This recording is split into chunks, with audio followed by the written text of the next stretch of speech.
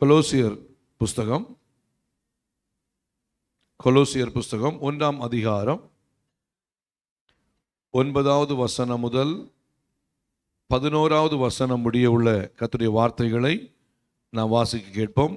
The book of Colossians chapter 1 verse from 9 to 11 வாசிங்க.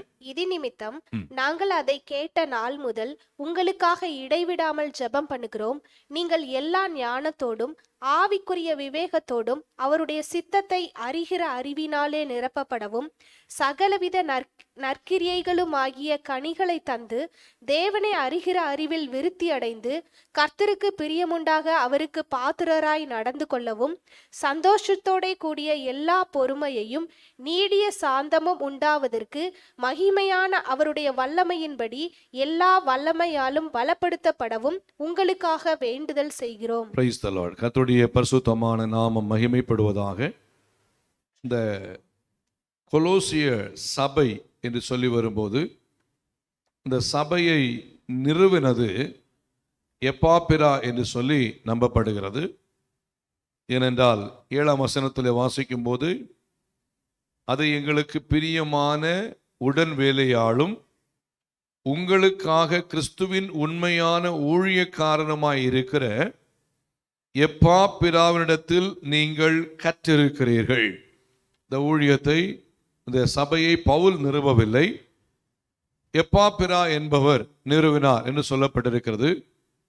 ஆனால் இந்த கொலோசிய திருச்சபையிலே சில துருபதேசங்கள், சில மாய்மாலமான காரியங்கள் சபைக்குள்ளே கடந்து வந்தபடியினாலே எப்பாப்பிரா மூலமாக கேள்விப்பட்டு இந்த கொலோசிய சபைக்கு அப்போஸ்தலனாகிய பவுல் ஒரு நிருபத்தை அவர் எழுதுகிறார். அதான் இந்த கொலோசிய நிருபம். ஒரு நிருபத்தை பவுல் எழுதுகிறார். இந்த நிருபம் எழுதப்பட்டது பவுலினால் எழுதப்பட்டது. ஆனால் இந்த சபை உருவாக்கப்பட்டது எப்பாப்பிராவினால் உருவாக்கப்பட்டது என்று நம்பப்படுகிறது. கர்த்தருக்கு ஸ்தோத்திரம். இந்த இடத்துல நாம் கற்றுக்கொள்ளும் போது ஒரு காரியத்தை பார்க்கிறோம். பாருங்க, 9ஆம் வசனம் முதல் 11ஆம் வசனம் வரைக்கும் வாசிக்கும் போது அதுல பவுல் ஒரு ஜெபத்தை இந்த சபைக்காய் செய்கிறவராய் இருக்கிறார். ஒரு ஜெபத்தை பவுல் செய்கிறவராய் இருக்கிறார். ஜெபம் என்று சொல்லி வரும்போது மிகவும் முக்கியமானது. முதல்லையே நம்முடைய வெல்கம் டீமா இருக்கட்டும், சாங் டீமா இருக்கட்டும், மியூசிக் டீமா இருக்கட்டும், தென் மீடியா டீமா இருக்கட்டும், எந்த டீமா இருந்தாலும் சரி, அவள் ஜெபித்து தான் தேவ சமூகத்துக்கு வரணும் என்கிற விஷயத்தை சபையில நான் இப்ப சொல்லிக் கொடுத்தேன். கர்த்தருக்கு மகிமை உண்டாகட்டும். அதே வேளையில நம்ம புரிந்து கொள்ள வேண்டிய விஷயம், ஜெபம் என்பது மிக முக்கியம். இயேசு சீஷர்களுக்காய் ஜெபித்தார். இயேசு சீஷர்களுக்கு ஜெபிக்க கற்றுக் கொடுத்தார்.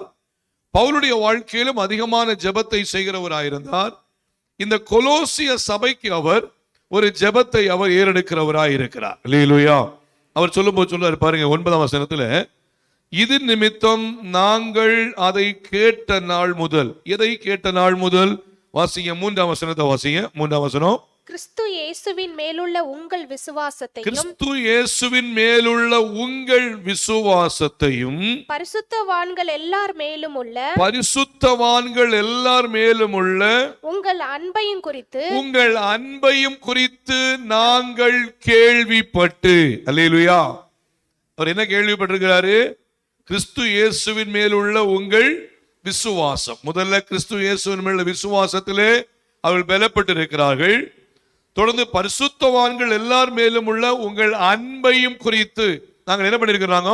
கொலோசிய சபை அப்படியாக இருக்கிறது என்று சொல்லி நாங்கள் கேள்விப்பட்டு நாங்கள் கர்த்தரை ஸ்தோத்தரிக்கிறோம்னு சொல்லிட்டு அவர் தொடர்ந்து ஒரு ஜெபத்தை செய்கிறார். இந்த ஜெபத்தின் காரியத்திலே அநேக பாயிண்ட்ஸ் இருக்கு. அந்த ஜெபத்தில் அநேக காரியங்கள் இருக்கு. அந்த ஜெபத்தில் ஒரு 3 காரியங்களை மாத்திரம் உங்கள் மத்தியிலே வைத்து கர்த்தருடைய வார்த்தையை நிறைவு செய்யும்படியாய் விரும்புகிறேன். Price the Lord. அதை வாசிக்கும் போது நான் மறுபடியும் நானே வாசிக்கிறேன். இது நிமித்தம் நாங்கள் அதை கேட்ட நாள் முதல் உங்களுக்காக இடைவிடாமல் ஜெபம் பண்ணுகிறோம். என்னென்ன காரியத்துக்காக ஜெபம் பண்றோம்? முதல் சொல்றாரு, நீங்கள் எல்லா ஞானத்தோடும், 2வது ஆவிக்குரிய விவேகத்தோடும், 3 ஆவிக்குரிய சித்தத்தை அறிகிற அறிவினால் நிரப்பப்படவும். அடுத்து சொல்றாரு பாருங்க, சகல விதமான நற்கிரியைகளும் ஆகிய கனிகளை தந்து தேவனை அறிகிற அறிவில் விருத்தி அடைந்து கர்த்தருக்கு பிரியம் உண்டாக அவருக்கு பாத்திரமாய் நடந்து கொள்ளவும் சந்தோஷத்தோடு கூடிய எல்லா பொறுமையையும் நீடிய சாந்தமும் உண்டாவதற்கும் மகிமையான அவருடைய வல்லமையின்படி எல்லா வல்லமையினாலும் பலப்படுத்தப்படவும் உங்களுக்காக வேண்டுதல் செய்கிறோம். அல்லேலூயா. இவ்வளவு ஒரு லாங் பிரேயர் செய்யறார், ஒரு லாங் பிரேயர் செய்யறார். அதுல ஒரு 3 காரியங்கள். முதல் 9ஆம் வசனத்துல இருக்கிறதான வார்த்தையில முதல்ல என்ன சொல்றாரு பாருங்க. மறுபடியும் 9ஆம் வசனம் வாசியமா. இது நிமித்தம் நாங்கள் அதை கேட்ட நாள் முதல் உங்களுக்காக இடைவிடாமல் ஜெபம் பண்ணுகிறோம். நீங்கள் எல்லா ஞானத்தோடும். முதல் வார்த்தை என்னது? நம்ம எப்படி இருக்கணும்? சபை எப்படி இருக்கணும்? எல்லா ஞானத்தோடும் இருக்க வேண்டும். சபை எப்பொழுதும் எல்லா ஞானத்தோடும் வளர வேண்டும். ஞானம் என்பது நம்ம கடையில போய் ஒரு 1/2 கிலோ 1 கிலோ வாங்குற ஒரு பொருள் அல்ல. அண்ணாச்சி கடையிலேயோ பாய் கடையிலே போய் என்ன பண்ண முடியாது? ஞானம் வாங்க முடியாது. பாருங்க, ஞானத்தை குறித்து கற்றுக்கொள்ளும் போது வாசிங்க. யோபுவின் புஸ்தகம் 28ஆம் அதிகாரம் 20ஆம் வசனத்திலிருந்தே வாசிங்க. யோபுவின் புஸ்தகம் 28ஆம் அதிகாரம் 20ஆம் வசனம் முதல் வாசிங்க. இப்படி இருக்க ஞானம் எங்கே இருந்து வரும்? ஞானம் எங்கே இருந்து வரும்? புத்தி தங்கும் இடம் எங்கே? புத்தி தங்கும் இடம் எங்கே? அது ஜீவனுள்ள சகலருடைய கண்களுக்கு ஒளித்தும். அது ஜீவனுள்ள சகல கண்களுக்கும் ஒளித்தும் ஆகாசத்து பறவைகளுக்கு மறைந்தும் இருக்கிறது. ஆகாசத்து பறவைகளுக்கு மறைந்தும் இருக்கிறது. வாசிங்க. நாசமும் மரணமும் நாங்கள் எங்கள் காதுகளினாலே மாத்திரம் அதன் கீர்த்தியை கேட்டோம் என்கிறது. தேவனே அதன் வழியை அறிவார். அதன் ஸ்தானம் அவருக்கே தெரியும். அவர் பூமியின் கடையாந்திரங்களை பார்த்து வானங்களின் கீழ் இருக்கிறவைகளை எல்லாம் காண்கிறார். அவர் காற்றுக்கு அதன் நிறையை நியமித்து ஜலத்துக்கு அதன் அளவை பிரமாணித்து மழைக்கு திட்டத்தையும் இடிமுழக்கத்தோட கூடிய மின்னலுக்கு வழியையும் ஏற்படுத்துகிறார். அவர் அதை பார்த்து கணக்கிட்டார். அதை ஆராய்ந்து ஆயத்தப்படுத்தி மனுஷனை நோக்கி இதோ ஆண்டவருக்கு பயப்படுவதே ஞானம். பொல்லாப்பை விட்டு விலகுவதே புத்தி. அல்லேலூயா. ரொம்ப அழகா கற்றுக் கொடுக்கிறார் பாருங்க. எல்லா விதமான ஞானம் என்று சொல்லி வரும்போது ஞானம் எங்கிருந்து வரும்? கர்த்தருக்கு பயப்படுகிற பயம்தான் ஞானமா இருக்கிறது. அவர் சொல்றாரு பாருங்க, ஆண்டவருக்கு பயப்படுவதே ஞானம், பொல்லாப்பை விட்டு விலகுவதே புத்தி. அப்போ பவுல் இங்க ஒரு ஜெபம் பண்றாரு. என்ன பண்ணணும்? எல்லா ஞானத்தோடும் சபை இருக்க வேண்டும். அல்லேலூயா. அப்ப ஞானம் எங்கே கண்டெடுக்கப்படுகிறது? புத்தி எங்கே கண்டெடுக்கப்படுகிறது சொன்னால் அது தேவ சமூகத்தில் மாத்திரமே இருக்கிறது. ஒருவேளை ஒருவன் ஞானத்தில் குறைவுள்ளவனாய் இருந்தால் ஒருவரையும் கடிந்து கொள்ளாதவரும் சம்பூர்ணமாய் கொடுக்கிறவருமாகிய தேவனிடத்திலே கேட்க கடவன், அவர் அப்பொழுது அவனுக்கு கொடுப்பார். அப்படின்னா ஞானத்தை கொடுப்பது பிரைஸ் தி லார்ட் ஒரு மனுஷன் அல்ல, ஞானத்தை கொடுப்பது சர்வ வல்லமை உள்ள ஆண்டவராகிய தேவன். அல்லேலூயா. அப்படியானால் சபை எப்படி இருக்க வேண்டும்? எல்லா விதமான ஞானத்திலே வளர்ந்திருக்கிறதா இருக்க வேண்டும். சபை ஞானத்தோடு இருக்கிறதா இருக்க வேண்டும். ஞானத்திலே பெருகின சபையாய் காணப்பட வேண்டும் என்று சொல்லி பார்க்கிறோம். பாருங்க, ஒரு ஞானம் உள்ள ஒரு தேவ பிள்ளை என்ன பண்ணுவாங்க? தான் பேசுகிற பேச்சில் கவனமா இருப்பான். அல்லேலூயா. அப்படிதானே? ஞானம் உள்ளவங்க எப்படி இருப்பாங்க? தான் பேசுகிற பேச்சில் எப்படி இருப்பாங்க? கவனமா இருப்பாங்க. யாரும் ஹர்ட் பண்ற மாதிரி, யாரும் வேதனைப்படுத்துற மாதிரி, வேதனைப்படுற மாதிரி ஒரு ஞானம் உள்ள தேவ பிள்ளை என்ன பண்ண மாட்டாங்க? பேச மாட்டாங்க. அப்ப நம்ம சில நேரத்தில் நம்ம பேச்சுல கவனம் இல்லாம பேச்சுல அவசரப்பட்டு பல நேரம் பேசிட்டு அடிக்கடி சாரி சாரி சாரி நம்ம சொல்றோம்னு சொன்னா நம்ம இதுவரைக்கும் தெய்வீக ஞானத்தை முறையாய் பெற்றுக்கொள்ளவில்லை. தேவ சமூகத்திலே முறையாய் தேவ சமூகத்திலே ஞானத்தை பெற்றுக்கொண்டோமே என்றால் ஒரு வார்த்தையை பேசுவதற்கு முன்பாக இந்த வார்த்தையை பேசலாமா, இந்த வார்த்தையை பேசக்கூடாதா, இந்த வார்த்தையை பேசினால் என்ன பாதிப்பு உண்டாகும், இந்த வார்த்தையை பேசினால் என்ன விளைவுகள் உண்டாகும், இந்த வார்த்தையை பேசினால் எதிர் தரப்பில் இருக்கிறவர்களுடையதான செயல்பாடுகள் எப்படி இருக்கும் என்பதை குறித்து ஆராய்ந்து அவர்கள் ஞானத்தோடு பேசுகிறவர்களா இருப்பார்கள். அல்லேலூயா. பாருங்க, யோபுடைய வாழ்க்கையிலே ஒரு மிகப்பெரிய போராட்டம். யோபுடைய வாழ்க்கையிலே ஸ்டெப் பை ஸ்டெப்பா மாறி மாறி பலவிதமான பிரச்சனை, பலவிதமான போராட்டத்துக்குள்ள வந்துட்டு இருக்கிறாரு. அவருடைய ஆடு மாடுகள் எல்லாம் அழிக்கப்படுகிறது, ஒட்டகங்கள் கழுதைகள் எல்லாம் அழிக்கப்படுகிறது. கடைசியா பாருங்க, அவருடைய பிள்ளைகள் மரிக்கும் போதும் வசனத்தில் அவர் சொல்றாரு, வாசிங்க 1ஆம் அதிகாரத்திலே, யோபுவின் புஸ்தகம் 1ஆம் அதிகாரம் 21, 22 அவர் ஞானமாய் பேசுகிறவராய் இருக்கிறார். வாசிங்க. Price the Lord. நிர்வாணியா என் தாயின் கர்ப்பத்திலிருந்து வந்தேன், நிர்வாணியா என் தாயின் கர்ப்பத்திலிருந்து வந்தேன், நிர்வாணியாய் அவ்விடத்துக்கு திரும்புவேன், நிர்வாணியாய் நான் அவ்விடத்திற்கு திரும்புவேன். கர்த்தர் கொடுத்தார், கர்த்தர் கொடுத்தார், கர்த்தர் எடுத்தார், கர்த்தர் எடுத்தார், கர்த்தருடைய நாமத்துக்கு ஸ்தோத்திரம் என்றார். கர்த்தருடைய நாமத்திற்கு ஸ்தோத்திரம் என்றார். இவை எல்லாவற்றிலும் யோபு பாவம் செய்யவும் இல்லை, ஆமென், யோபு பாவம் செய்யவும் இல்லை, தேவனை பற்றி குறை சொல்லவும் இல்லை, தேவனை பற்றி குறை சொல்லவும் இல்லை. அப்ப ஞானமா பேசுறாரு. அவருடைய பேச்சு எப்படி இருக்கு? ஞானமா இருக்கு. நான் ஒரு இக்கட்டுக்குள்ள இருக்கிறேன், ஒரு நெருக்கத்துக்குள்ள இருக்கிறேன், ஒரு மிகுந்த கண்ணீரின் நிலைமைக்குள்ள இருக்கிறேன், தன்னுடைய சொத்து சம்பத்துகள் எல்லாம் அழிக்கப்பட்டு இருக்கிறது, தன்னுடைய வாழ்க்கையில ஒன்றும் இல்லாமல் வெறுமையாய் தரித்து நிற்கிறேன். இப்படிப்பட்ட சூழ்நிலையிலும் அந்த தெய்வீக ஞானமுள்ள வார்த்தைகள் அவருக்குள்ளே வெளிப்படுமே என்று சொன்னால், நம்முடைய வாழ்க்கையில புரிந்து கொள்ள வேண்டிய காரியம், சில நெருக்கங்கள் வரலாம், சில போராட்டங்கள் வரலாம், சில நிந்தைகள் வரலாம், சில அவமானங்கள் வரலாம், சில பிரச்சனைகளை நாம் தாண்டி செல்ல வேண்டியதான சூழ்நிலைகள் வரலாம். அந்த நேரத்திலும் நம்முடைய வாயின் வார்த்தைகள் ஞானம் நிறைந்த வார்த்தைகளாய் இருக்குமே என்று சொன்னால், அதன் மூலமாய் கர்த்தர் மகிமைப்பட்டுக் கொண்டே இருப்பார். அல்லேலூயா. அப்ப நம்முடைய வாழ்க்கையில என்ன பண்ணணும்? வாயின் வார்த்தையில் ஞானம் உள்ளவன் தன் பேச்சிலே கவனமாயிருப்பான். அப்ப நம்முடைய வாழ்க்கையில பேச்சில கவனமா இல்லைன்னா அதற்கு ஏற்ற ஞானம் என்ன பண்ணல நம்மகிட்ட இல்ல. அதனால ஆண்டவருடைய சமூகத்தில் கேட்கணும், ஆண்டவரே உம்முடைய ஞானத்தினால் என்ன பண்ணுங்க, நீங்க நிரப்புங்க, உம்முடைய ஞானத்தினாலே நிரப்புங்கன்னு கேட்டா, ஆண்டவர் தம்முடைய ஞானத்தினாலே தேவ பிள்ளைகளை நிரப்ப கர்த்தர் போதுமானவராய் இருக்கிறார். சாலோமோன், தாவீதுக்கு அப்புறமாய் சாலோமோன் ராஜ்யபாரத்தை எடுக்கும் போது அவர் பலியிடுகிறவராய் இருந்தார். தேவனுக்கு முன்பாய் உண்மையாய் பலியிடும் போது ஆண்டவர் சாலோமோனை கேட்கிறார், உனக்கு என்னப்பா வேணும், என்ன தேவைன்னு கேட்கிறார். வாசிங்க 1 ராஜாக்களின் புஸ்தகம் 3ஆம் அதிகாரம் 3ஆம் வசனம் முதல் வாசிங்க. 1 ராஜாக்கள் 3ஆம் அதிகாரம் 3ஆம் வசனம் முதல் வாசிங்க. சாலமோன் கர்த்தரிடத்தில் அன்பு கூர்ந்து தன் தகப்பனாகிய தாவீதின் கட்டளைகளில் நடந்தான். ஆனாலும் அவன் மேடைகளிலே பலியிட்டு தூபம் காட்டி வந்தான். அப்படியே ராஜா பலியிட கிபியோனுக்கு போனான்.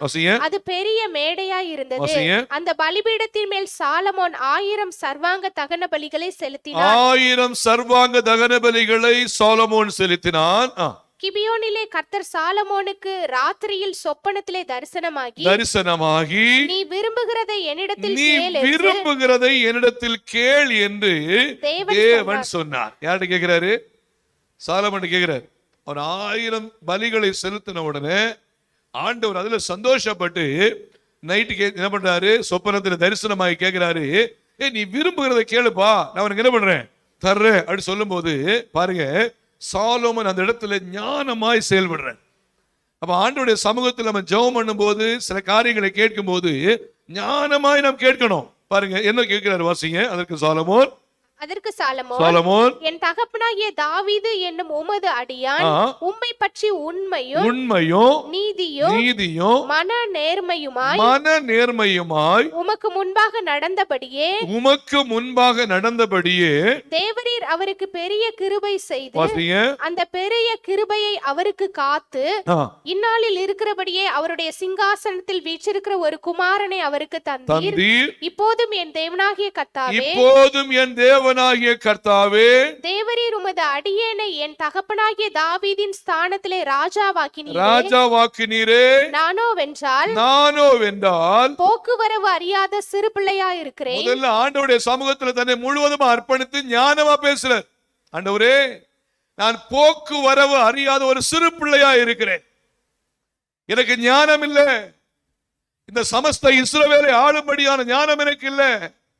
இந்த இடத்துல நான் இந்த ஜனங்களை ஆளும்படியான என் தகப்பன் உண்மையா இருந்து நேர்மையா இருந்து கட்டிக்காததான இந்த இஸ்ரவேல் ஜனங்களை நான் சரியாய் ஆளுவதற்கு நான் அதற்கு ராஜாவாய் மாற்றப்பட்டிருந்தாலும் போக்குவரவு அறியாத ஒரு சிறு பிள்ளையா நான் காணப்படுறேன். வாசிங்க. நீர் தெரிந்து கொண்டதும் ஏராளத்தினால் எண்ணிக்கைக்கு அடங்காததும் லக்கத்திற்கு உட்படாததுமான திரளான ஜனங்களாகிய உமது ஜனத்தின் நடுவில் அடியேன் இருக்கிறேன். ஆகையால் உமது ஜனங்களை நியாயம் விசாரிக்கவும் நன்மை தீமை இன்னதென்று வகையறுக்கவும் அடியேனுக்கு ஞானமுள்ள இருதயத்தை தந்தருளும். அல்லேலூயா. என்ன கேட்கிறாரு? அவர் பணத்தை கேட்கல, தீர்க்க ஆயுச கேட்கல, எனக்கு அப்படி வேணும் இப்படி வேணும் எதுவுமே கேட்கல. இந்த ஜனங்கள் லக்கத்துக்கு அடங்காத ஜனங்கள். இந்த ஜனங்கள் அவ்வளவு எண்ணிக்கைக்கு அடங்காத ஜனங்களா இருக்கிறாங்க. இந்த ஜனங்கள் மத்தியிலே ஆண்டவராகிய தேவரீர் என்னை ராஜாவா மாற்றி இருக்கிறேன். இந்த ஜனங்களை நியாயம் விசாரிக்கணும்னா என் சொந்த அறிவினால நிச்சயமா முடியாது. தேவனே உம்முடைய ஞானம் எனக்கு விளங்கட்டும் என்று சொல்லி ஆண்டவருடைய சமூகத்திலே அவர் ஒரு விண்ணப்பத்தை அவர் வைக்கிறவராய் இருந்தார். கண்டிப்பா பண்ணுங்க. ஏராளமாய் இருக்கிற இந்த உமது ஜனங்களை நியாயம் விசாரிக்க யாராலே ஆகும் என்றால் சாலமோன் இந்த காரியத்தை கேட்டது ஆண்டவருடைய பார்வைக்கு உகந்த விண்ணப்பமாய் இருந்தது. ஆகையினால் தேவன் அவனை நோக்கி நீ உனக்கு நீடித்த நாட்களை கேளாமலும் ஐஸ்வர்யத்தை கேளாமலும் உன் சத்துருக்களின் பிராணனை கேளாமலும் நீ இந்த காரியத்தையே கேட்டு நியாயம் விசாரிக்கிறதற்கு ஞானத்தை உனக்கு வேண்டிக் கொண்டபடியினால் உன் வார்த்தைகளின்படி செய்வேன். ஞானமும் உணர்வும் உள்ள இருதயத்தை உனக்கு தந்தேன். அல்லேலூயா. ஞானமும் உணர்வும் உள்ள இருதயத்தை உனக்கு தந்தேன். இதிலே உனக்கு சரியானவன் உனக்கு முன் இருந்ததும் இல்லை, உனக்கு சரியானவன் உனக்கு பின் எழும்புவதும் இல்லை. இதுவும் அன்றி நீ கேளாத ஐஸ்வர்யத்தையும் மகிமையையும் உனக்கு தந்தேன். உனக்கு தந்தேன். உன் நாட்களில் இருக்கிற ராஜாக்களில் ஒருவனும் உனக்கு சரியானவன் இருப்பதில்லை. அல்லேலூயா. அல்லேலூயா. தேவ சமூகத்திலே கவனமாய் ஞானமாய் எது கேட்டால் தேவனுக்கு உகந்த விண்ணப்பமாய் இருக்கும் என்று சொல்லி சாலமோன் புரிந்து கவனமாய் பேசினார். ஞானத்தை கேட்டார். திரளான ஜனங்கள், எண்ணிக்கைக்கு அடங்காத ஜனங்கள், லக்கத்துக்கு உட்படாத ஜனங்கள் இருக்கிற ஜனங்களை நியாயம் விசாரிக்க யாராலே முடியும்? ஆண்டவரே, அவருடைய நியாயம் விசாரிக்க எனக்கு ஞானத்தை தாரும் என்று தேவ சமூகத்திலே கண்ணீரோட கேட்டால் கர்த்தர் ஞானத்தையும் விவேகத்தையும் அறிவையும் இன்னும் கேளாத ஐஸ்வர்யத்தையும் நன்மைகளையும் கர்த்தர் நிறைவாய் சாலமோனுக்கு கொடுத்தார். அல்லேலூயா. அல்லேலூயா. Praise the lord. ஒருவேளை ஞானம் இல்லாமல் சில காரியங்களை ஞானத்தோடு செய்ய முடியாமல், சில காரியங்களை அவசரப்பட்டு போய் ஏதாவது பிரச்சனைக்குள்ள மாட்டி, சில பிரச்சனைக்குள்ள நம்ம வாழ்ந்துகிட்டு சில நேரத்துல சிக்கிட்டு இருப்போம்னு சொன்னா தேவ சமூகத்துல இன்னைக்கு கேளுங்க, ஜெபிங்க. ஆண்டவரே, எனக்கு அந்த ஞானம் உள்ளதான வாழ்க்கையை, அந்த ஞானத்தை எனக்கு தாருங்க என்று சொல்லி நாம் ஜெபிப்போம். உண்மையாகவே பவுல் சபைக்காய் ஜெபித்த முதல் காரியம் பாருங்க, நீங்கள் எல்லா ஞானத்தோடும் இருக்க வேண்டும், நீங்கள் எல்லா ஞானத்தோடு வாழ வேண்டும். பாருங்க, அப்போனா சபை தேவ பிள்ளைன்னு வரும்போது எந்த ஒரு காரியத்தை செஞ்சாலும் ஞானமா செய்யணும். எந்த ஒரு விஷயத்தை செஞ்சாலும் ஞானமா செய்வதற்கு தன்னை தேவனுக்கு முன்பாக அர்ப்பணிக்கணும். ஒரு சின்ன விஷயத்தை செஞ்சாலும் சரி, ஒருவேளை வீட்டுல ஒரு சமைக்கிற ஒரு பொருளா, இப்ப நீங்க சிக்கன் சமைக்கிறீங்களா, இல்லன்னா நீங்க ஒரு மீன் சமைக்கிறீங்களா, இல்ல ஒரு ரைஸ் சாப்பாடு சமைக்கிறீங்களா, இல்ல ஒரு சிக்கன் பிரியாணி சமைக்கிறீங்களா, ஆண்டவரே அதை சரியாய் செய்ய வேண்டிய ஞானத்தை எனக்கு என்ன பண்ணுங்க தாருங்க. ஆண்டவரே ஸ்தோத்திரம், இந்த கிருபை எனக்கு தாருங்க. நம்ம ஜெபம் பண்ணிட்டு தேவ சமூகத்தில் ஒப்பு கொடுத்து நாம் ஜெபித்து நாம் செய்வோமே என்றால் கர்த்தர் கிருபையாய் நடத்துவார். அல்லேலூயா. என் சுயத்தினாலே, என் பலத்தினாலே, என் ஆரோக்கியத்தினாலே, என்னுடைய திறமையினால செய்வேன்னு சொன்னா சொதப்பிடும். பாருங்க, ஆகையால் நான் எதுக்கு சொல்றேன்னா, எந்த ஒரு காரியமா இருந்தாலும் சரி, ஆண்டவரே உம்முடைய தெய்வீக ஞானம் எனக்குள்ளே உண்டாகட்டும், ஞானத்தின்படி நான் வாழ எனக்கு உதவி செய்யுங்கன்னு கேட்கும் போது கர்த்தர் ஞானத்தை தருகிறவராய் இருக்கிறார். குடும்ப வாழ்வா இருக்கட்டும், பிள்ளைகளுடைய படிப்பின் காரியமா இருக்கட்டும், பிரைஸ் தி லார்ட். வேலையின் விஷயமா இருக்கட்டும், ஒரு வேலையை செய்யும் போது தேவன் ஒரு வேலையை தரும்போது அந்த வேலையிலே ஆண்டவரை இதை நான் திறமையாய் கவனமாய் செய்வதற்கு ஏற்ற ஞானத்தை எனக்கு தாருங்க என்று சொல்லி கேட்டால் கர்த்தர் ஞானத்தை தருகிறவராய் இருக்கிறார். நாம் எதிர்பார்க்கிறதை விட இந்த பெஸ்டான லெவல்ல அதை செய்து முடிக்க கர்த்தர் நமக்கு உதவி செய்வார். அப்படியானால் தேவ சமூகத்திலே ஞானத்தை கேட்டு வாங்க வேண்டியது தேவ பிள்ளைகளுடைய பொறுப்பு. Price the Lord. யார் தேவ சமூகத்திலே கேட்கிறார்களோ அவர்களுக்கு கர்த்தர் கொடுக்கிறவராய் இருக்கிறார். கேளுங்கள், அப்பொழுது உங்களுக்கு கொடுக்கப்படும். அல்லேலூயா. எங்க ஊர்ல ஒரு வயசான ஐயா உண்டு. சபையில பொதுவாக வரும்போது என்ன பண்ணுவாருன்னா, அவருக்கு வாசிக்க எல்லாம் அவ்வளவு தெரியாது சபைக்கு வரும்போது. ஏன்னா அவர் படிச்சது 2ஆம் வகுப்பு. 2ஆம் வகுப்பு படிச்சவங்களுக்கு எவ்வளவு வாசிக்க தெரியும் நீங்க புரிஞ்சுக்கோங்க. வாசிக்க தெரியாது. ஆனா சபையில பாஸ்டர் பிரசங்கம் பண்ணும்போது நம்ம பிள்ளைங்க எல்லாம், இப்ப ஜாஸ்மின் பிள்ளைங்க எல்லாம் என்ன பண்றாங்கன்னா சீக்கிரமா எடுத்து வாசிப்பாங்க. இது இவர் பார்த்த உடனே, ஆண்டவர் எனக்கு அந்த அளவு வாசிக்க திறமை இல்லை, ஞானம் இல்லை, பைபிள் வாசிக்கிறதுக்கு எனக்கு முடியல அப்படி சொல்லி ஜெபம் பண்ண ஆரம்பிச்சார். நடந்த விஷயம் பாருங்க. ஜெபம் பண்ண ஆரம்பிச்சார். ஜெபம் பண்ண ஆரம்பிச்சுட்டு இவர் என்ன பண்ணாருன்னா எழுத்து கூட்டி படிக்க ஆரம்பிச்சார். தினமும் ஒரு அதிகாரமாவது எழுத்து கூட்டி வாசிக்கணும்னு சொல்லிட்டு எழுத்து கூட்டி படிக்க ஆரம்பிச்சார். ஆதியிலே தேவன் வானத்தை பூமியை சிருஷ்டித்தாருங்கிற வார்த்தை ஆதியிலேன்னு சொல்லி ஒவ்வொன்றா ஒவ்வொரு வார்த்தை லெட்டர் பை லெட்டரா எழுதி கூட்டி வாசிக்க ஆரம்பிச்சார். கர்த்தருக்கு மகிமை உண்டாகட்டும். கொஞ்ச நாளைக்கு அப்புறம் பார்த்தா ஆண்டவர் அவரை சண்டே கிளாஸுக்கு டீச்சரா மாத்தினாரு. அல்லேலூயா. சூப்பரா வாசிப்பார், சூப்பரா அழகா என்ன பண்ணுவாரு, சொல்லிக் கொடுப்பார். கர்த்தருடைய தெய்வீக ஞானத்தை கேட்டு அவர் அந்த ஊழியத்தை செய்யும்படியாய் விரும்பினார். கர்த்தர் அந்த ஞானத்தை கொடுத்தவராய் இருந்தார். அதனால ஒரு மனுஷனுக்கு தேவையான ஞானத்தை யார் தான் கொடுக்க முடியும்? கர்த்தர் தான் கொடுக்க முடியும். அதனால ஆண்டவருடைய சமூகத்துல ஜெபிக்கும் போது, ஆண்டவரே நான் இந்த இன்ஸ்ட்ருமெண்ட் எடுக்கிறேன், இந்த காரியத்தை நான் செய்கிறேன், இந்த ஊழியத்தை நான் செய்கிறேன், எனக்கு நீங்க ஞானத்தை தாருங்க என்று கேட்டால் அந்த ஞானத்திலே வல்லவர்களாய் மாற்ற, அந்த ஊழியத்திலே வல்லவர்களாய் மாற்ற கர்த்தர் ஞானத்தை கொடுக்க கர்த்தர் போதுமானவராய் இருக்கிறார். நாம் செய்ய வேண்டிய காரியம் கர்த்தரையே சார்ந்திருக்க வேண்டும். அல்லேலூயா. தேவ ஞானம் என்பது விலையேற பெற்றது. தேவ ஞானம் என்பது அளவுக்கு அடங்காதது. தேவ ஞானம் என்பது ஒரு மனுஷனுடைய சிந்தனைக்கு வர முடியாத காரியம். கர்த்தர் அந்த தெய்வீக ஞானத்தை தம்முடைய பிள்ளைகளுக்கு கர்த்தர் கொடுத்து கிருபையாய் நடத்த கர்த்தர் போதுமானவராய் இருக்கிறார். அல்லேலூயா. ஒன்று எதுக்காக ஜெபம் பண்றாரு வாசிங்க மறுபடியும். கொலோசியர் 1:9 வாசிங்க. இது நிமித்தம் நாங்கள் அதை கேட்ட நாள் முதல் உங்களுக்காக இடைவிடாமல் ஜெபம் பண்ணுகிறோம். நீங்கள் எல்லா ஞானத்தோடும், ஒன்று நீங்கள் எல்லா ஞானத்தோடும். சபை என்ன பண்ணணும்?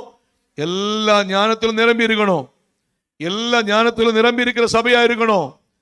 ஒவ்வொரு ஆத்துமாவும் ஒவ்வொரு காரியங்களை செய்யறதுக்கு ஆயத்தமா இருக்கணும். பாருங்க, போன வாரத்துல ஒரு வீட்டுல எங்களை டின்னர் கூட்டாங்க. வீட்டு பேர் சொல்லல. டின்னர் கொடுக்கும் போது அந்த வீட்டுல உள்ளவங்க சொன்ன ஒரு விஷயம் என்னன்னா, அவங்க வீட்டுல உள்ள ஒரு சிலரை குறிப்பிட்டு சொன்னாங்க, நீங்க என்ன வேலை கொடுங்க அந்த வேலையை அவங்க செஞ்சிருவாங்க அப்படின்னாங்க. அந்த பிரதருடைய தானே சகோதரமார் 2 பேர் பாத்தீங்கன்னா கடந்து நமக்கு சின்ன பிள்ளையுடைய தானே ப்ரோக்ராம் நடந்துச்சுல்ல, அந்த ஆனிவர்சரி டைம்ல வந்திருந்தாங்க.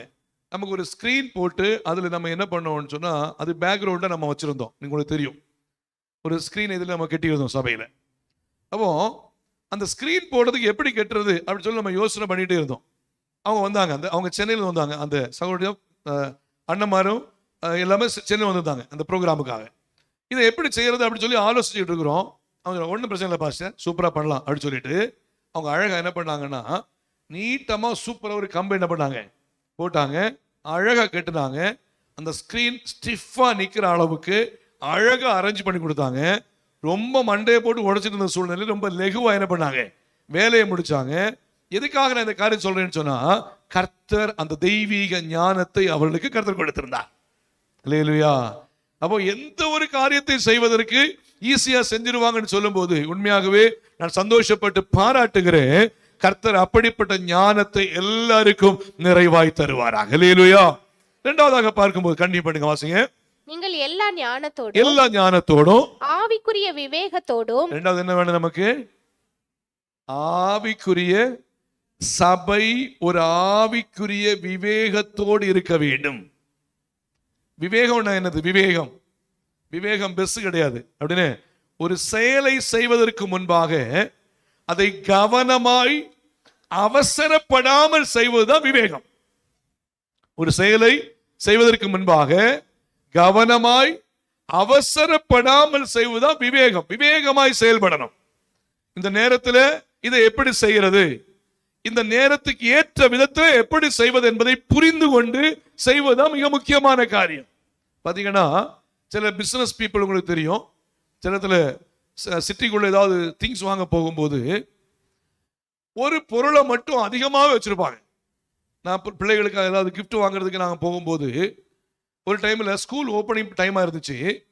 ஒரு கடையில் பார்த்தீங்கன்னா ஃபுல்லாகவே பேகும் ஃபுல்லாகவே ஜாமெட்ரி பாக்ஸும் பென்னு பென்சில் ஐட்டம்ஸ். பார்த்தீங்கன்னா அந்த கடை வேற நிறைய ஐட்டம்ஸ் விற்கிற கடை, மற்ற எதுக்குமே அது முக்கியத்துவம் கொடுக்கல. இப்ப பேகுக்கும் ஜாமெட்ரி பாக்ஸுக்கும் பென்னுக்கும் பென்சிலுக்கும் புக்குக்கு தான் முக்கியத்துவம் கொடுத்தாங்க. ஏன்னா இப்ப அவங்களுக்குள்ள ஒரு விவேகம் இருக்கு. இந்த காலத்துல இந்த பிசினஸ் அதிகமா போகும், இந்த பிசினஸ் அதிகமா செயல்படுங்கிறதால அந்த ஞானமும் விவேகமும் அவங்களுக்குள்ள இருந்தபடினால நான் வேற ஒரு பொருள் வாங்க போறேன். அதுல ஒரு கொஞ்சம் கண்டென்ட் எனக்கு நிறைய தேவைப்பட்டுச்சு. ஆனா அவங்க சொன்னாங்க இப்ப இது கிடைக்காது சார், இன்னும் ஒரு 2 மாசம் ஆகும், அப்பதான் நீங்க கேட்கிற அளவுக்குள்ளதான் அளவு கிடைக்கும். ஏன்னா ஒரு சில பீஸ் வேணா நாங்க தந்துருவோம். பாருங்க, விவேகமாய் செயல்படும்படியாய் அந்த ஸ்டோர்ல பண்றாங்க, கவனமா இருந்தாங்க. இந்த நாட்கள்ல என்ன பிசினஸ் பண்ணுனா நம்முடைய பிசினஸ் இன்னும் அதிகமா ஓங்கும், என்ன பிசினஸ் பண்ணணும்னு சொன்னா இந்த நாட்கள் நமக்கு நல்ல லாபம் கிடைக்கும் என்பதை அவர்கள் புரிந்து கொண்டு கவனமாய் விவேகமாய் செயல்பட ஆரம்பிக்கிறாங்க. அல்லேலூயா. ஆகையால் நான் கற்றுக் கொடுக்கிற காரியம், ஒவ்வொரு தேவ பிள்ளையும் ஆவிக்குரிய விவேகம் உள்ளவளாய் காணப்பட வேண்டும். அல்லேலூயா. வாசிங்க நீதிமொழிகளின் புஸ்தகம் 16ஆம் அதிகாரம் 20ஆம் வசனம் வாசிங்க. Price the Lord. நீதிமொழிகள் 16:20. விவேகத்துடன் காரியத்தை நடப்பிக்கிறவன் நன்மை பெறுவான். கர்த்தரை நம்புகிறவன் பாக்கியவான். அப்போ விவேகத்துடன் ஒரு காரியத்தை நடப்பிக்கிறவன் என்ன பண்ணுவான்? நன்மை பெறுவான். அப்போ எந்த ஒரு காரியத்தை செய்வதற்கு முன்பாக அவசரப்படாம பொறுமையாய் கவனமாய் அந்த காரியங்களை செய்யும்படியாய் நாம் ஒப்புக் கொடுப்போமே என்று சொன்னால் கர்த்தர் அவைகளிலே நன்மையை நமக்கு கட்டளையிட கர்த்தர் போதுமானவராய் இருக்கிறார். அல்லேலூயா. அப்ப நம்ம விவேகமாய் செயல்படணும், ஞானமாய் செயல்படணும்.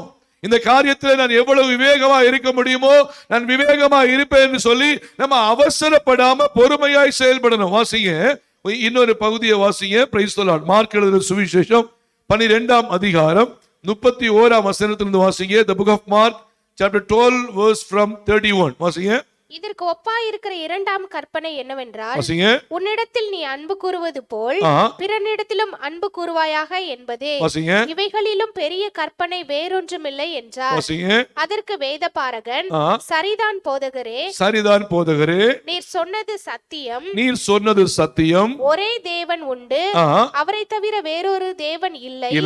முழு இருதயத்தோடும் முழு மனதோடும் முழு ஆத்மாவோடும் முழு பலத்தோடும் அவரிடத்தில் அன்பு கூறுகிறதும் தன்னிடத்தில் அன்பு கூறுகிறது போல் பிறனிடத்தில் அன்பு கூறுகிறதுமே சர்வாங்க தகனம் முதலிய பலிகளை பார்க்கிலும் முக்கியமாய் இருக்கிறது என்றான். அவன் விவேகமாய் உத்தரவு சொன்னதை இயேசு கண்டு, நீ தேவனுடைய ராஜ்யத்துக்கு தூரமானவன் அல்ல என்றார். அல்லேலூயா. அந்த வேதபாரகன் என்ன பண்றான்? விவேகமாய் உத்தரவு சொல்லுகிறான். அந்த நேரத்தில் இயேசு கேட்ட கேள்விக்கு மாத்திரம் மிக அழகாய் விவேகமாய் உத்தரவு சொல்றான். நிறைய பேர் பாத்தீங்கன்னா ஒரு சின்ன கேள்விதான் கேட்பாங்க, ஒரு ஆன்சர் தான் வேலை முடிக்கணும், ஆனா 1.5 மணி நேரம் பேசுவாங்க. அப்படின்னு 1.5 மணி நேரம் பேசுவாங்க.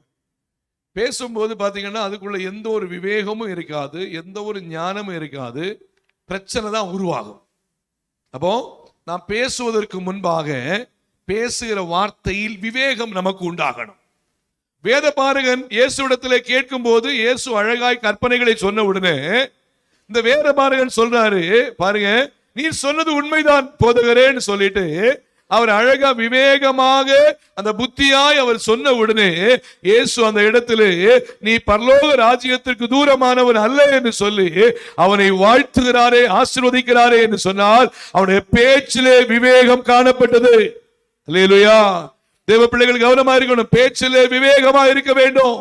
இந்த இடத்துல அந்த வேத பாரகனுடைய பேச்சு விவேகமா இருந்தபடினாலே தேவனுடைய ஆசீர்வாதம் நிறைவாய் கடந்து வந்தது. பாருங்க, ஒரு இடத்துல விவேகம் இல்லாமல் ஒருவன் பேசின 2 காரியங்கள் உங்களுக்கு சொல்ல விரும்புகிறேன். வாசிங்க அப்போஸ்தலர் நடபடிகளின் புத்தகம் 8ஆம் அதிகாரம் 14ஆம் வசனம் முதல் வாசிங்க. அப்போஸ்தலர் நடபடிகள் 8ஆம் அதிகாரம் 14 முதல் வாசிங்க. சமாரியர் தேவ வசனத்தை ஏற்றுக்கொண்டதை எருசலேமில் உள்ள அப்போஸ்தலர்கள் கேள்விப்பட்டு பேதுருவையும் யோவானையும் அவர்களிடத்திற்கு அனுப்பினார்கள். அவர்கள் வந்த பொழுது அவர்களில் ஒருவனும் பரிசுத்த ஆவியை பெறாமல் கர்த்தராகிய இயேசுவின் நாமத்தினாலே ஞானஸ்நானத்தை மாத்திரம் பெற்றிருந்தவர்களாக கண்டு அவர்கள் பரிசுத்த ஆவியை பெற்றுக் கொள்ளும்படி அவர்களுக்காக ஜெபம் பண்ணி அவர்கள் மேல் கைகளை வைத்தார்கள். அப்பொழுது அவர்கள் பரிசுத்த ஆவியை பெற்றார்கள். அப்போஸ்தலர்கள் தங்கள் கைகளை அவர்கள் மேல் வைத்ததினால் பரிசுத்த ஆவி தந்தரளப்படுகிறதை சீமோன் கண்டபோது, இந்த மாயவித்தைக்காரனாகிய சீமோன் கண்டபொழுது அவர்களிடத்தில் பணத்தை கொண்டு வந்து நான் எவன் மேல் என் கைகளை வைக்கிறேனோ, நானும் எவன் மேல் கைகளை வைக்கிறேனோ அவன் பரிசுத்த ஆவியை பெறத்தக்கதாக எனக்கும் இந்த அதிகாரத்தை கொடுக்க வேண்டும் என்றான். இப்போ இந்த சீமோன், மாயவித்தைக்காரனாகிய சீமோன் ஒரு மாய வித்தைக்குள்ள இருந்த மனுஷன். இவர் இதனால நிறைய பணத்தை சம்பாதிச்சாரு. மாய வித்தையினால ஜனங்களை பிரமிக்க வச்சுக்கிட்டு இருந்தாரு. பிலிப்பு வந்து பிரசங்கம் பண்ணும்போது ரட்சிக்கப்பட்டு இயேசுவை ஏற்றுக்கொண்டார், ஞானஸ்நானம் பெற்றுக்கொண்டார். பேதுரும் யோவானும் இங்க வந்து பார்க்கும்போது பரிசுத்தாவின் அபிஷேகத்தை இவங்க பெறலையேன்னு சொல்லிட்டு பேதுரும் யோவானும் ஜனங்களுக்காக தலையில கை வச்சு ஜெபம் பண்ண ஆரம்பிச்சாங்க. பரிசுத்தாவின் அபிஷேகம் வந்துச்சு. இப்போ மாய வித்தைக்காரனாகிய சீமோனுக்கு ஒரு ஆசை வந்துச்சு. என்ன ஆசை? விவேகம் இல்லாமல் ஒரு காரியத்தை செயல்பட முற்பட்டார். என்ன செஞ்சாரு? கொஞ்சம் பணத்தை கொண்டு வந்து பேதுருவும் யோவானை கையில கொடுத்துட்டு, ஐயா நானும் இதே போல யார் யாருக்கு தலையில கை வைக்கிறேனோ அவங்களும் இந்த பரிசுத்தாவின் அபிஷேகத்தை பெற்றுக்கொள்வதற்கு எனக்கு அந்த வரத்தை தர வேண்டும் என்று சொல்லி விவேகம் இல்லாமல் அந்த மாயவித்தைக்காரனாகிய சீமோன் பேசினவராய் காணப்பட்டார். நடந்த விஷயம் என்ன? அடுத்த வசனம் வாசிங்க. பேதுரு அவனை நோக்கி தேவனுடைய வரத்தை பணத்தினாலே சம்பாதித்துக் கொள்ளலாம் என்று நீ நினைத்தபடியினால் உன் பணம் உன்னோடு கூட நாசமாய் போக கடவது. வாசிங்கம்மா. உன் இருதயம் தேவனுக்கு முன்பாக செம்மையா இராதபடியால் இந்த விஷயத்திலே உனக்கு பங்கும் இல்லை பாகமும் இல்லை. ஆகையால் நீ உன் துர்க்குணத்தை விட்டு மனம் திரும்பி தேவனை நோக்கி வேண்டிக்கொள். ஒருவேளை உன் இருதயத்தின் எண்ணம் உனக்கு மன்னிக்கப்படலாம். நீ கசப்பான பிச்சிலும் பாவக்கட்டிலும் அகப்பட்டிருக்கிறதாக காண்கிறேன் என்றார். அல்லேலூயா. விவேகம் இல்லாமல் பேசினது, விவேகம் இல்லாமல் செயல்பட்டது, தேவன் விரும்பாத ஒரு காரியத்தை புரிந்து கொள்ளாமல் தன்னுடைய வாழ்க்கையில செய்தது ஒரு மிகப்பெரிய வேதனைக்குள்ளாக அந்த மாயவித்தைக்காரனாகிய சீமோன் செல்வதற்கு காரணமாய் அமைந்தது. அப்படின்னா பிரைஸ் தி லார்ட், நாம் எப்படி எந்த விதத்திலே செயல்பட வேண்டும் என்பதை நாம் புரிந்து கொள்ள வேண்டும். Price the Lord. இன்னொரு பகுதியில பார்க்கும்போது எலிசாவுடையதான வேலைக்காரனாகிய கேயாசி, இந்த சம்பவம் நமக்கு நல்லா தெரியும். நாகமான் என்ன பண்றாரு? பிரைஸ் தி லார்ட், எலிசாவிடத்துல வந்து அவர் அவருடைய குஷ்டரோகத்துக்காக சுகம் கிடைக்கும்படி வரும்போது எலிசா தீர்க்கதரிசி சொல்றாரு, நீ யோர்தான் நதியில போய் 7 தடவை என்ன பண்ணு, ஸ்நானம் பண்ணுன்னு சொல்றாரு. யோர்தான் நதியில போய் ஒரு 7 தடவை ஸ்நானம் பண்ணும்போது கர்த்தருக்கு ஸ்தோத்திரம், அவருடைய சரீரம் சிறு பிள்ளையின் மாமிசத்தை போல பிரைஸ் தி லார்ட் நல்ல ஒரு பலனோடு கூட அவர் எழும்பப்பட்ட உடனே அவர் என்ன பண்றாருன்னா, நேர மறுபடியும் வந்து எலிசாவிடத்துல வந்து அவர் காணிக்கைகளை கொடுக்கும்படியாய் விரும்புகிறார். ஆனால் எலிசா அது எதையுமே வாங்கல. இல்லப்பா, நீ ஆண்டவருக்கு உண்மையானு சொல்லி அனுப்பி விடுறாரு. பாருங்க, எலிசாவுடையதான வேலைக்காரனா இருந்த உடன் ஊழியனா இருந்த கேயாசி என்ன பண்றாரு, என் ஆண்டவன் எதையுமே வாங்காம விட்டுட்டாரு, இவங்கிட்ட போய் ஏதாவது வாங்கணும்னு சொல்லிட்டு அவர் என்ன பண்றாரு? வாசிங்க 2 ராஜாக்களின் புஸ்தகம் 5ஆம் அதிகாரம் 20ஆம் வசனம் முதல் வாசிங்க. 2 Kings chapter 5 verse from 20 வாசிங்க. தேவனுடைய மனுஷனாகிய எலிசாவின் வேலைக்காரன் கேயாசி என்பவன் வாசிங்க. அந்த சீரியனாகிய நாகமான் கொண்டு வந்ததை என் ஆண்டவன் அவன் கையிலே வாங்காமல் அவனை விட்டுவிட்டார். நான் அவன் பிறகே ஓடி அவன் கையிலே ஏதாகிலும் வாங்குவேன் என்று கர்த்தருடைய ஜீவன் மேல் ஆணையிட்டு நாகமானை பின் தொடர்ந்தான். அவன் தன் பிறகே ஓடி வருகிறதை நாகமான் கண்டபோது அவனுக்கு எதிர்கொண்டு போக ரதத்திலிருந்து குதித்து சுக செய்தியா என்று கேட்டான். அதற்கு அவன் சுக செய்திதான், தீர்க்கதரிசிகளின் புத்திரரில் 2 வாலிபர் இப்பொழுதுதான் எப்ராயிம் மலை தேசத்திலிருந்து என்னிடத்தில் வந்தார்கள். எவ்வளவு பொய் பேசுறாரு பாருங்க. அவர்களுக்கு 1 தாலந்து வெள்ளியையும் 2 மாற்று வஸ்திரங்களையும் தர வேண்டும் என்று கேட்க என் எஜமான் என்னை அனுப்பினார் என்றான். அதற்கு நாகமான், தயவு செய்து 2 தாலந்தை வாங்கிக்கொள் என்று சொல்லி அவனை வருந்தி 2 தாலந்து வெள்ளியை 2 பைகளில் 2 மாற்று வஸ்திரங்களோட கட்டி அவனுக்கு முன்பாக சுமந்து போக தன் வேலைக்காரரான 2 பேர் மேல் வைத்தான். அவன் மேட்டண்டைக்கு வந்தபோது அவன் அதை அவர்கள் கையிலிருந்து வாங்கி வீட்டிலே வைத்து அந்த மனுஷரை அனுப்பிவிட்டான். அவர்கள் போய்விட்டார்கள். பின்பு அவன் உள்ளே போய் தன் எஜமானுக்கு முன்பாக நின்றான். ஒண்ணும் தெரியாதது போல் நிக்கிறார். கேயாசியே, எங்கே இருந்து வந்தாய் என்று எலிசா அவனை கேட்டதற்கு அவன் உமது அடியான் எங்கும் போகவில்லை என்றான். அப்பொழுது அவன் இவனை பார்த்து, அந்த மனுஷர் உனக்கு எதிர்கொண்டு வர தன் ரதத்திலிருந்து இறங்கி திரும்புகிற போது என் மனம் உன்னுடன் கூட செல்லவில்லையா? பணத்தை வாங்குகிறதற்கும் வஸ்திரங்களையும் ஒலிவ தோப்புகளையும் திராட்சை தோட்டங்களையும் ஆடு மாடுகளையும் வேலைக்காரரையும் வேலைக்காரிகளையும் வாங்குகிறதற்கு இது காலமா? ஆகையால் நாகமானின் குஷ்டரோகம் உன்னையும் உன் சந்ததியாரையும் என்றைக்கும் பிடித்திருக்கும் என்றான். பாருங்க, விவேகம் இல்லாமல் இந்த கேயாசி காணப்பட்டாரு. அவருடைய வாழ்க்கையில குஷ்டரோகத்திற்குள்ளாய் மாற்றப்பட்டார். பாருங்க, எலியாவுடைய ஆவி எலிசாவின் மேல் ரெட்டிப்பாய் வந்துச்சு.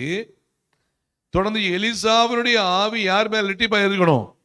கேயாசி மேல இருக்கணும். விவேகம் இல்லாமல் கேயாசி சின்ன விஷயத்துக்கு ஆசைப்பட்டதுனால அவருடைய வாழ்க்கை கொடூரமான நிலைமைக்குள்ளே மாற்றப்பட்டது. அல்லேலூயா. தேவன் நம்மை விவேகமாய் பேச, விவேகமாய் நடக்க, விவேகமாய் செயல்பட நம்ம கற்றுக் கொடுக்கிறார்.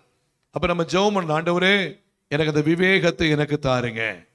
பவுல் அந்த கொலோசிய சபைக்கு ஜெபம் பண்றாரு, எல்லா ஞானத்தோடு இருங்க. ரெண்டாவது என்ன பண்ணுங்க? ஆவிக்குரிய விவேகத்தோடு நீங்கள் வளருங்கள். அப்படின்னா ஆவிக்குரிய விவேகம் எனக்கு தாருங்கன்னு சொல்லி ஜெபிக்க வேண்டியது தேவ பிள்ளையுடைய கடமை. சபையும் தேவ ஊழியர்களும் உங்களுக்காய் நீங்கள் விவேகமாய் செயல்படும்படியாய் ஜெபிக்கிறோம். அல்லேலூயா.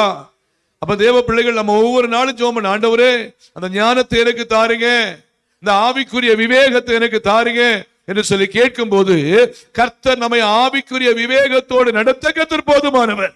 பாருங்க, கேயாசியுடைய வாழ்க்கையில கேயாசி அந்த இடத்துல நாகமானை பின்தொடர்ந்து போகும்போது நாகமான் உடனடியாய் ரதத்திலிருந்து குதிக்கிறாரு. பாருங்க, அவர் ஒரு பெரிய ஆளு, சீரிய தேசத்துடைய படை தளபதி, ஒரு தேவ மனுஷன், ஒரு தேவ ஊழியக்காரன். இன்னும் எலிசாவுடையதான வேலைக்காரன் ஓடி வர்றாரு, உடன் ஊழியர் ஓடி வர்றாருன்னு சொன்ன உடனே அந்த இடத்துல அவர் என்ன பண்ண, உடனே குதித்து சுக செய்தியான்னு கேட்கறது மாத்திரமில்ல, என்ன கேட்கிறாரு அதுக்கு டபுள் மடங்கு கொடுத்து அனுப்புறாரு. இப்படிப்பட்ட சூழ்நிலையிலே விவேகமா இருக்க வேண்டியது கேயாசியா இருந்துச்சு. ஆனால் கேயாசி விவேகமா இல்லை. அவருடைய வாழ்க்கையிலே மிகுந்த குஷ்ட ரோகத்துக்குள்ளாக மாற்றப்படுவதற்கு அந்த விவேகம் இன்மை ஒரு காரணமாய் அமைந்தது. அல்லேலூயா. பரிசுத்தாவின் காலை வேளையிலே நமக்கு தெளிவாய் கற்றுக் கொடுக்கிற ஒரு காரியம், நம்ம எதை செய்தாலும் சகல ஞானத்தோடும் ஆவிக்குரிய விவேகத்தோடும் செய்ய வேண்டும் என்று பரிசுத்த ஆவியை நமக்கு கற்றுக் கொடுக்கிறவராய் இருக்கிறார். அல்லேலூயா. மூன்றாவதாக நாம் கற்றுக்கொள்கிற காரியம் வாசிங்க, கொலோசியர் 1ஆம் அதிகாரம் 9ஆம் வசனத்தை வாசிங்க. கொலோசியர் 1:9 வாசிங்க. இது நிமித்தம் நாங்கள் அதை கேட்ட நாள் முதல் உங்களுக்காக இடைவிடாமல் ஜெபம் பண்ணுகிறோம். நீங்கள் எல்லா ஞானத்தோடும் ஆவிக்குரிய விவேகத்தோடும் அவருடைய சித்தத்தை அறிகிற அறிவினாலே நிரப்பப்படவும். அவருடைய சித்த சித்தத்தை அறிகிற அறிவினாலே சபை நிரப்பப்பட வேண்டும். இது தேவ சித்தம் தானா? இது தேவன் விரும்பின காரியம் தானா? இது தேவனுடைய சித்தமா என்பதை தேவ பிள்ளைகள் தேவனுடைய சித்தத்தை அறிகிற அறிவினால் சபை நிரப்பப்பட வேண்டும் என்று சொல்லி பவுல் கொலோசிய சபைக்கு அதிகமாய் ஜெபிக்கிறார். பாருங்க, சுய ஞானத்தோடோ சுய சிந்தையோடோ சுய எண்ணத்தோடோ எதையும் செய்யக்கூடாது. நாம் எதை செய்தாலும் இது தேவ சித்தம் தானா என்பதை நாம் அறிந்து தேவ சமூகத்திலே ஜெபித்து தேவ சித்தத்தை புரிந்து கொண்டு உணர்ந்து கொண்டு செய்வோமே என்று சொன்னால் அதிலே நம்முடைய ஆண்டவர் மகிமைப்படுகிறவராய் இருப்பார். அல்லேலூயா. தேவ சித்தத்தை எப்படி அறிந்து கொள்வது? தேவ சித்தத்தை எப்படி உணர்ந்து கொள்வது? தேவ சித்தம் என்பது நான் சொல்லி இருக்கிறேன், பிரைஸ் தி லார்ட், தேவனுடைய சிந்தனைக்குள் என்ன இருக்கிறது என்பதை கண்டுபிடிப்பதுதான் தேவ சித்தமே. அல்லேலூயா. தேவனுடைய சிந்தைக்குள்ள என்னை குறித்து என்ன சித்தம் வச்சிருக்கிறாரு பாருங்க. அதை என்ன பண்ணும்? நாம் ஜெபிக்கும் போது கர்த்தர் நம்மோடு பேசுவார். அவர் சொன்னார், நான் உனக்கு போதித்து நீ நடக்க வேண்டிய வழி என்ன பண்ணுவேன் உனக்கு காட்டுவேன். உன்மேல் என் கண்ணை வைத்து உனக்கு ஆலோசனை சொல்லுவேன் சொன்ன அர்த்தம் என்ன? என் சித்தத்தை உனக்கு வெளிப்படுத்துவேன். நீ என்ன செய்ய வேண்டும் என்று உனக்கு கற்றுக் கொடுப்பேன். நீ என்ன நீ செய்ய வேண்டும் என்பதை உனக்கு நான் போதிப்பேன். பாருங்க, பரிசுத்த ஆவியானவர் தெளிவாய் நமக்கு போதிக்கிறவராய் இருக்கிறார். எது தேவ சித்தம் எது தேவ சித்தம் இல்லை என்பதை ஒவ்வொரு தேவ பிள்ளைகளும் நாம் தெளிவாய் புரிந்து கொண்டு செயல்பட வேண்டியது தேவ பிள்ளையுடைய முக்கியமான காரியம். அநேக நேரங்களில் தேவ சித்தம் இல்லாத காரியத்திற்கு நாம் போய் தலையிட்டு தேவ சித்தம் இல்லாத காரியத்தை செய்து அநேக குழப்பங்கள், சண்டைகள், வேதனைகள், ஒரு கண்ணீரின் நிலைமைகள், பல இழப்புகள் வருவதற்கு அது காரணமாய் அமைகிறது. அப்படியானால் ஒரு காரியத்தை செய்வதற்கு முன்பாக இது தேவ சித்தம் தானா, இதை நாங்கள் செய்யலாமா என்று சொல்லி ஜெபித்து நாம் செயல்பட வேண்டியது மிக முக்கியமான ஒன்று. அல்லேலூயா. ஒரு திருமணமாக இருக்கட்டும், ஒரு பிசினஸ் இருக்கட்டும், இது மட்டுமில்லாமல் எந்த ஒரு காரியத்தை செய்வதற்கு முன்பாக இது தேவ சித்தம் தானா என்பதை புரிந்து கொண்டு ஜெபித்து செய்ய வேண்டியது ஒரு தேவ பிள்ளையுடைய மிக முக்கியமான கடமை. அல்லேலூயா.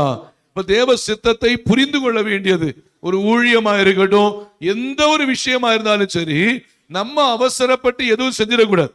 தேவ சித்தம் என்ன என்பதை புரிந்து கொண்டு உம்முடைய சித்தம் எனக்குள் வெளிப்படட்டும் என்று சொல்லி யார் அர்ப்பணிக்கிறோமோ அவர்களுடைய வாழ்க்கையிலே கர்த்தருடைய தெய்வீக சித்தத்தை தேவன் அழகாய் நிறைவேற்றுகிறவராய் இருப்பார்.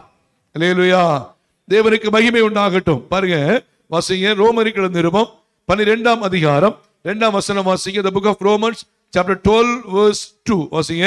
நீங்கள் இந்த பிரபஞ்சத்திற்கு ஒத்த வேஷம் தெரியாமல் தேவனுடைய நன்மையும் பிரியமும் பரிபூரணமுமான சித்தம் இன்னதென்று, தேவனுடைய நன்மையும் பிரியமும் பரிபூரணமான சித்தமும் இன்னது என்று கண்டு பகுத்து அறியத்தக்கதாக உங்கள் மனம் புதிதாகிறதினாலே மறுரூபமாகுங்கள். அப்போ இப்பிரபஞ்சத்திற்கு ஒத்த வேஷம் தரிக்க கூடாது.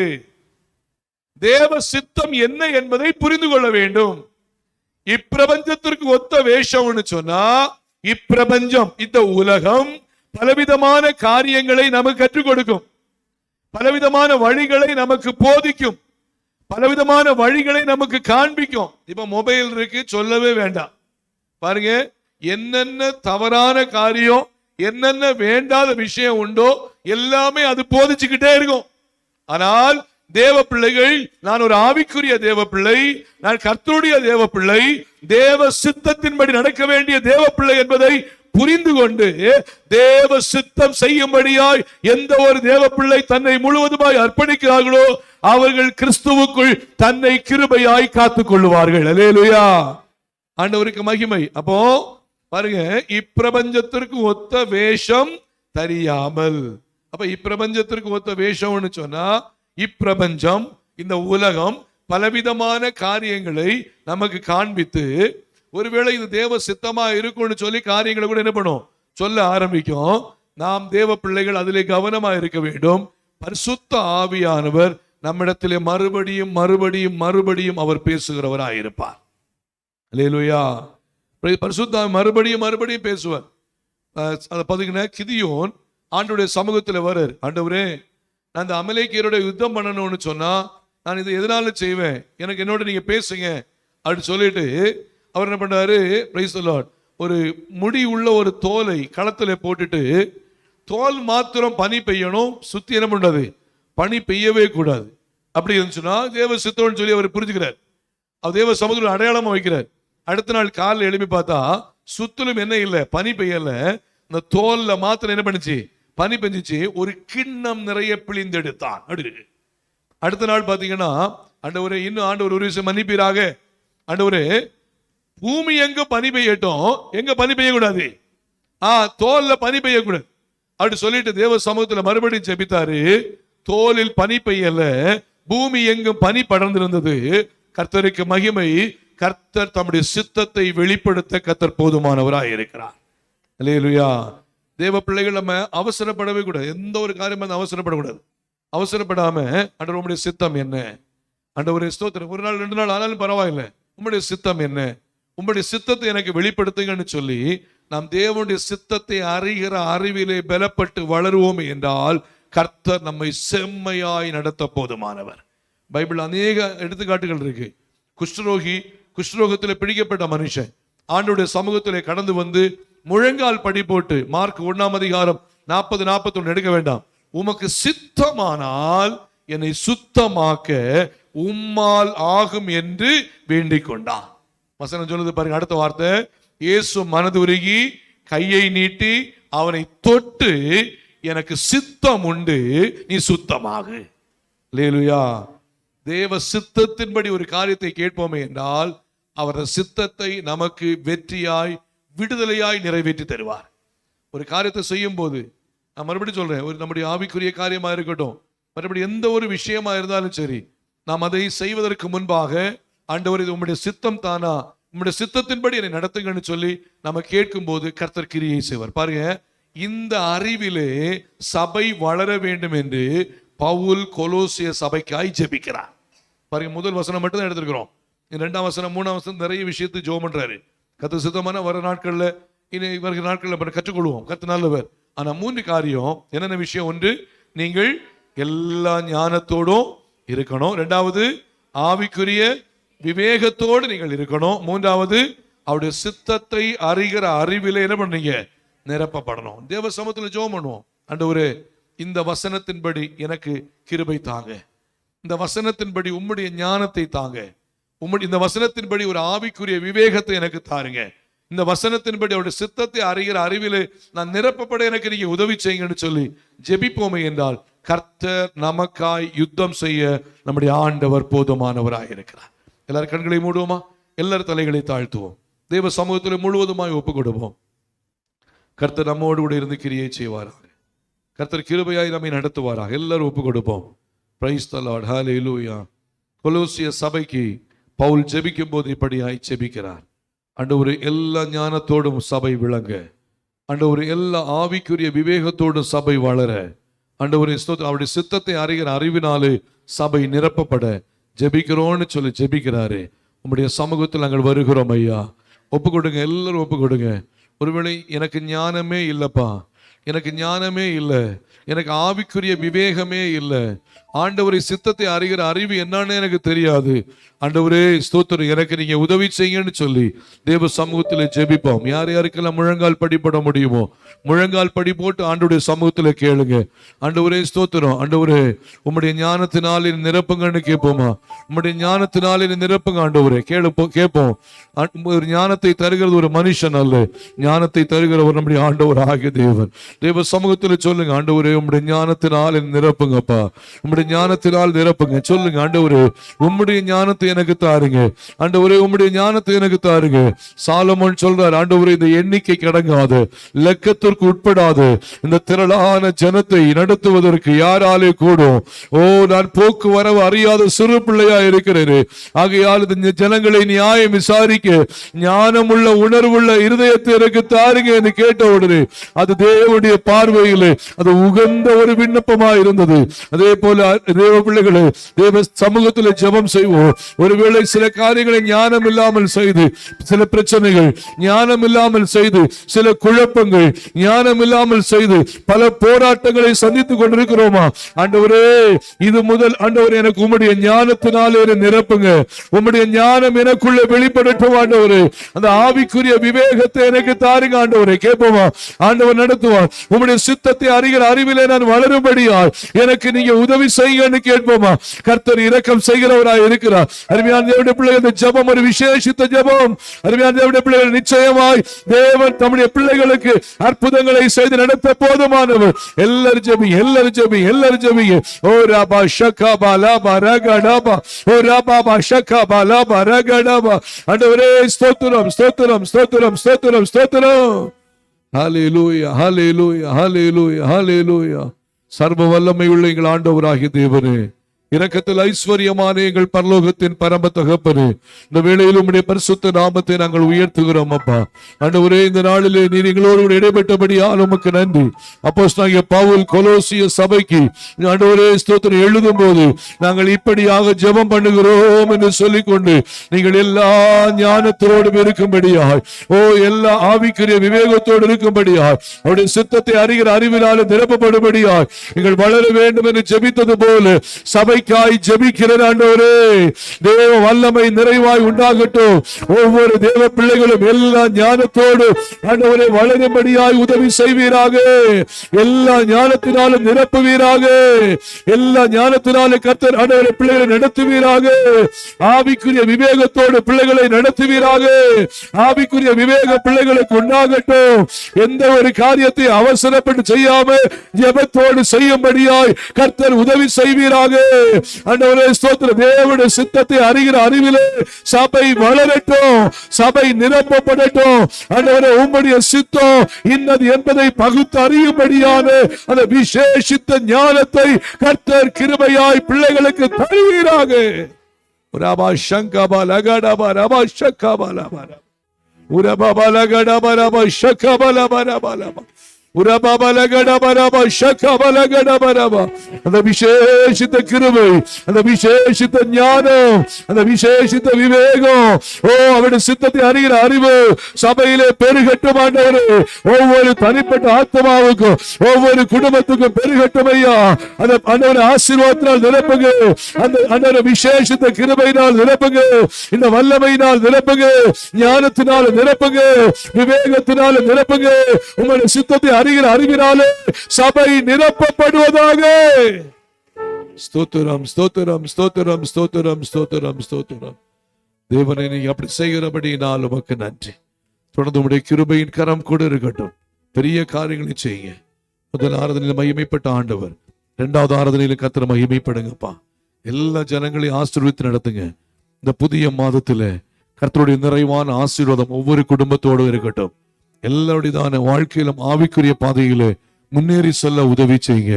ஆண்டவரே ஸ்தோத்திரம். தேவைகள் சந்திக்க போயிட்டோம். யாருக்கும் எந்த ஒரு வீண் செலவுகளும் வரக்கூடாதப்பா. எல்லாருடைய வாழ்க்கையில அற்புத அடையாளங்களை கர்த்தர் செய்யும்படியாய் முழுவதுமாய் தாழ்த்தி ஒப்பு கொடுக்கிறோம். போக்குல வரத்துடைய கிருபை கூட இருக்கட்டும். படிப்புல உடைய கிருபை கூட இருக்கட்டும். வேலையிலும் உடைய கிருபை கூட இருக்கட்டும். இன்னும் பிள்ளைகளை ஆசீர்வதித்து கனப்படுத்தி உயர்த்துவீராக. பெரிய காரியங்களை கர்த்தர் செய்யுங்க. இயேசு கிறிஸ்துவின் நாமத்தில் கேட்கிறோம் நல்ல பிதாவே, ஆமென். என் ஆத்துமாவே கர்த்தரை ஸ்தோத்திரி. என் முழு உள்ளம் பரிசுத்த நாமத்தை ஸ்தோத்திரி. என் ஆத்துமாவே கர்த்தரை ஸ்தோத்திரி.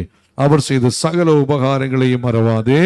ஆமென். நம்முடைய கர்த்தரும் இரட்சகருமாக இயேசு கிறிஸ்துவின் கிருபையும் பிதாவாகிய தேவனுடைய அன்பும் பரிசுத்த ஆவியோட ஐக்கிய நம்ம அனைவரோடு சகல பரிசுத்தவான்களோடும் இன்றும் என்று சதா காலங்களிலும் நாம் அனைவரோடு கூட இருப்பதாக. ஆமென். அல்லேலூயா, அல்லேலூயா, அல்லேலூயா. கர்த்தர் நம்ம ஒவ்வொரு ஆசீர்வதிப்பாராக. இந்த வேளையில திருவிருந்து ஆராதனைக்கு நாம் ஆயத்தமாவோம். கீழே உட்கார முடியாதவங்க சேர்ல உட்காருங்க. தேவ சமூகத்தில் வரிசையாய் நாம் அமர்ந்திருப்போம். கர்த்தருக்கு ஸ்தோத்திரம். வாலிபர்கள் உடனடியாய் உதவி செய்யுங்க. கர்த்தர் உங்களை ஆசீர்வதிப்பாராக.